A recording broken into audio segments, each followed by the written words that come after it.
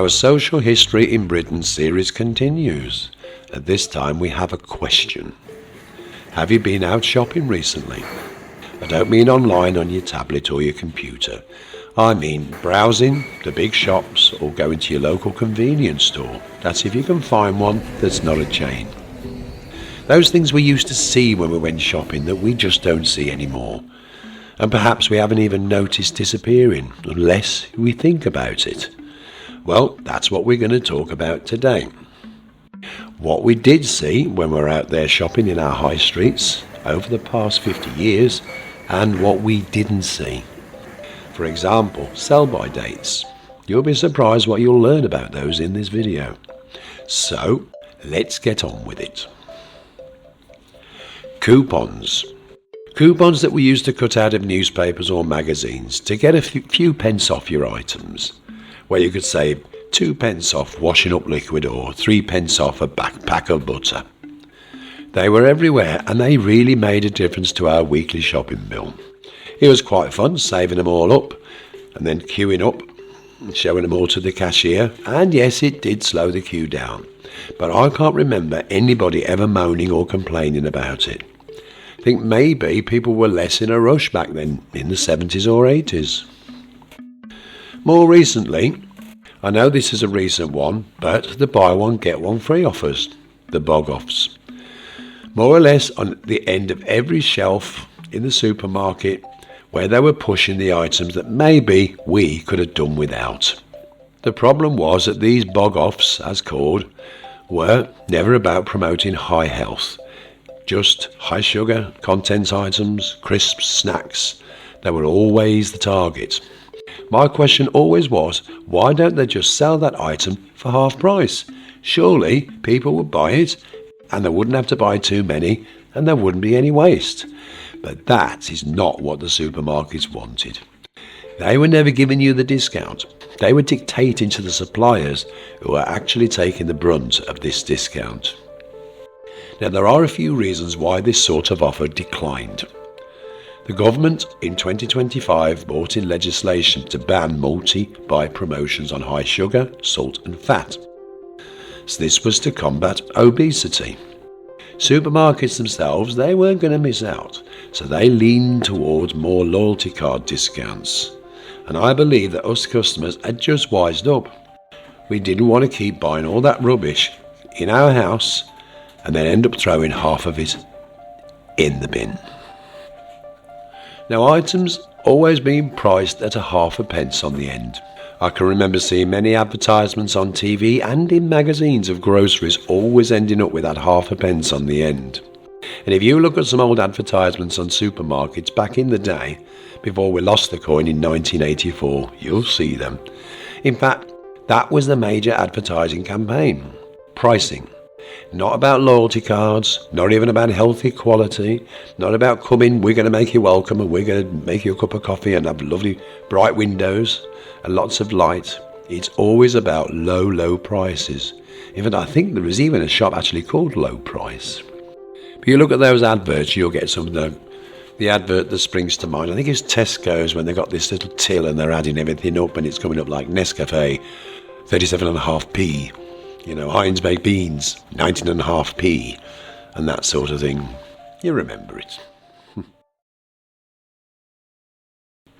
Moving on. Items with no use-by dates.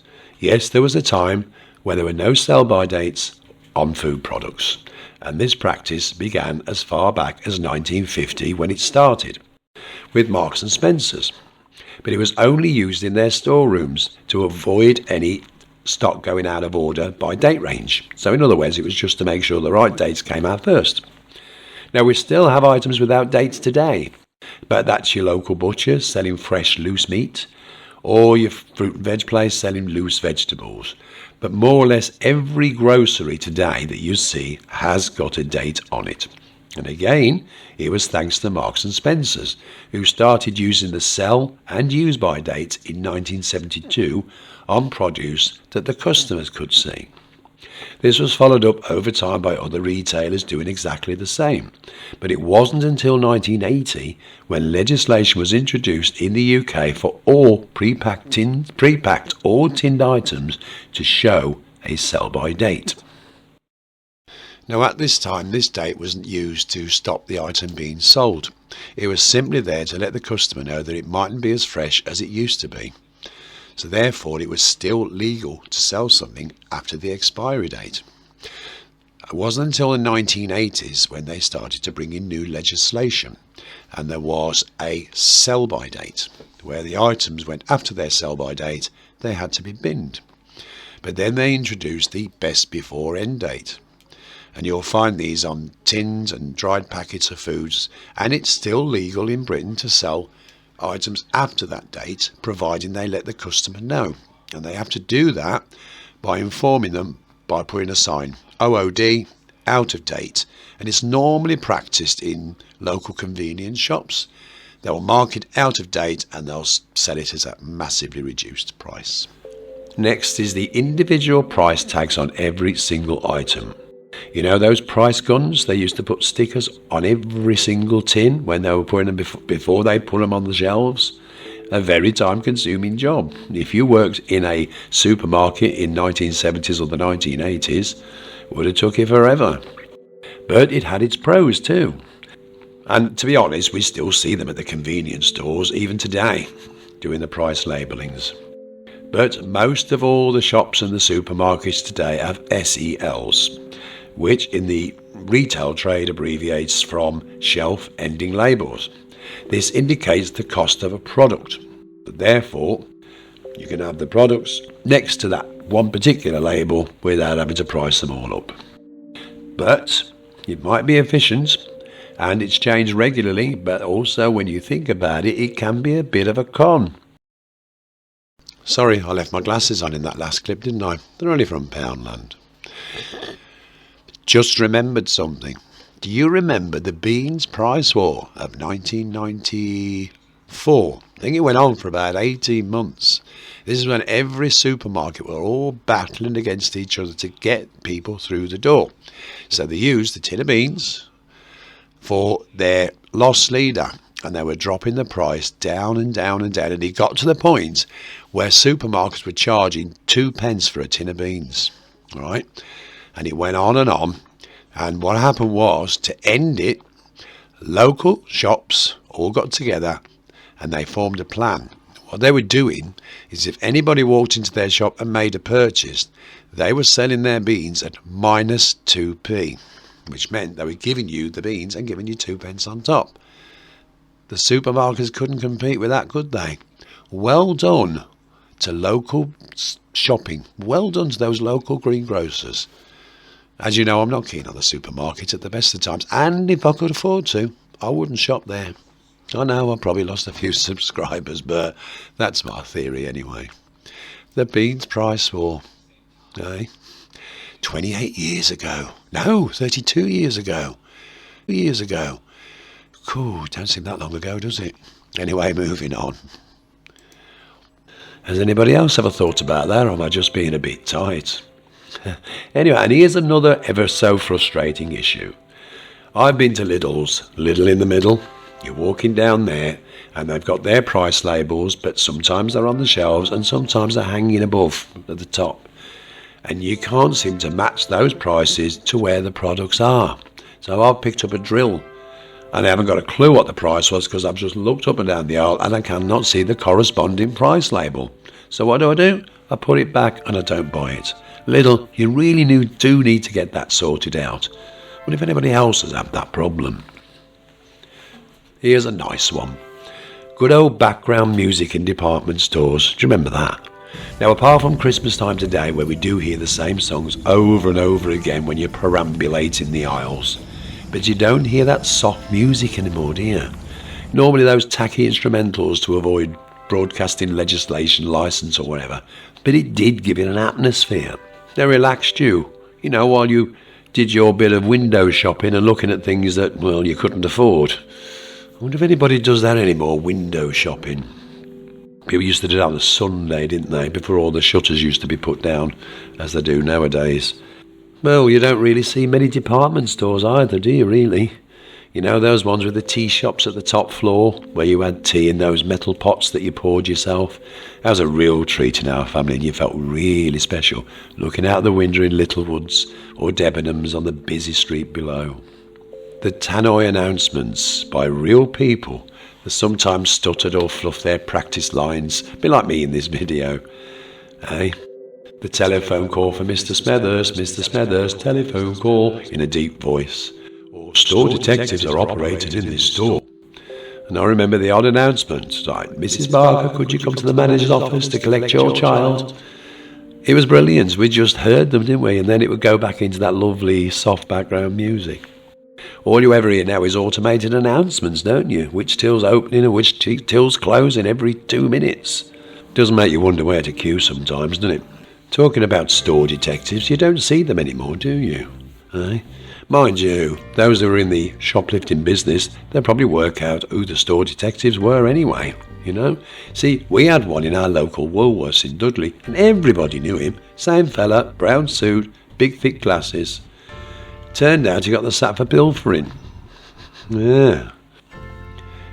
At checkout, without a queue, only occasionally, but it did happen once upon a time. Not anymore. As soon as a checkout loses its queue, it's closed, and you have to join a long queue and have to look at all those strategically placed items to tempt you to buy something else. And it's part of why they do it. The longer you wait, the more chance of that compulsive purchase. Plus Superstore, save money by working its staff to death, not letting anyone sit at a checkout idle for more than 30 seconds. Do you remember that advert? And I think it was Sainsbury's, and they always said something like, if you've got a queue for more than 2 minutes, we will open up another checkout for you. Eh? That's all gone, isn't it? Busy packed high streets is something that really has gone out of fashion, hasn't it? Full buses dropping off shoppers by the lorry load. I have looked at pictures of even small towns and seen just how busy they used to be. Chatting women that you had to walk around. Loads of people waiting to cross the road pressing that button. Saturday shopping meant busy markets, cafes bulging and queues at the bakers. It was a day out, and those second-hand shops, sold more or less everything. Then there were record shops with blasting music, and those boutiques with sales staff wearing too much makeup and normally chewing gum. You get the picture. It was buzzing and exhausting, but I always as a kid looked forward to that Saturday day out. Nowadays, towns are empty, just passing traffic, driving to those big supermarkets where they sell everything all under one roof. Those second-hand shops were a godsend to families like ours on a budget. You could even sell to them if you were hard up. Mind you, they didn't ever give you very much. Everything in our house was second-hand, washing machines, televisions, everything. Nowadays, they just go under the name of antiques and collectibles. Still junk, but I love them. I used to have a shop, actually, an antiques and collectible shop. Closed down in 2020 because of the pandemic.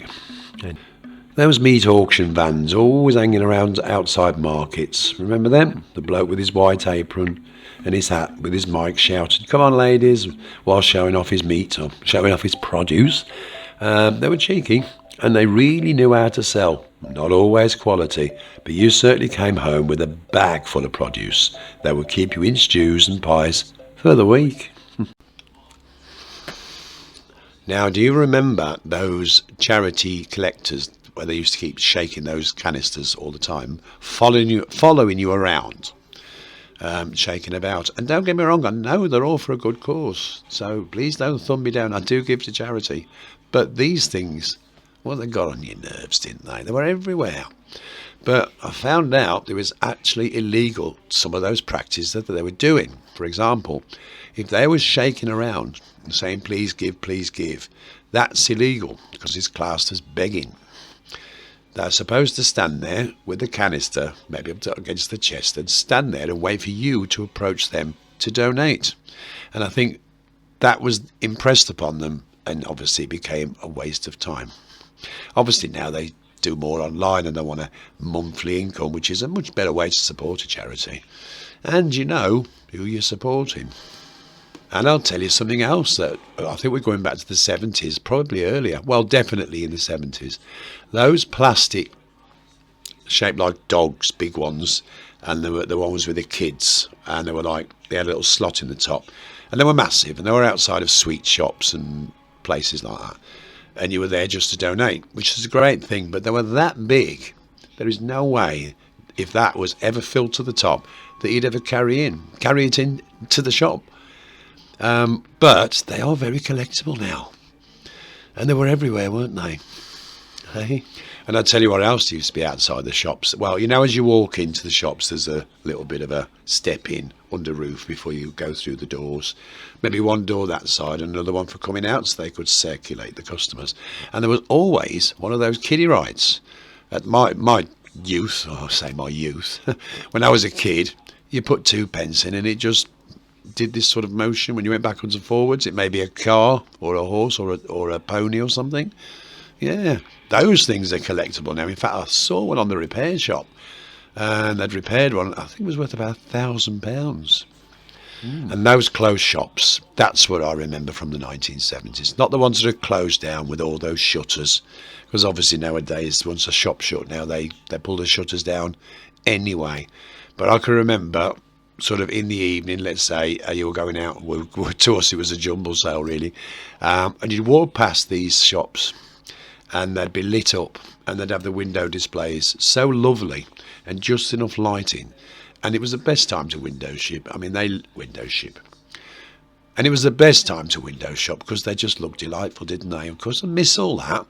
Obviously nowadays it's just shutters. And a great way to advertise their products when they were closed. That's gone now, isn't it? Anyway, I have droned on enough. So that's more or less the end of what we're talking about today. But obviously, as you know, there's quite a few other videos similar on the video channel or my channel. And it's all about social history. And I love going back to the 70s and the 60s. And I hope you do too. So until then, just have a look at these two that are coming on your little screen now and see if you want to watch them. Until next time, my name is Mickey Bavington. Thank you for watching and bye for now.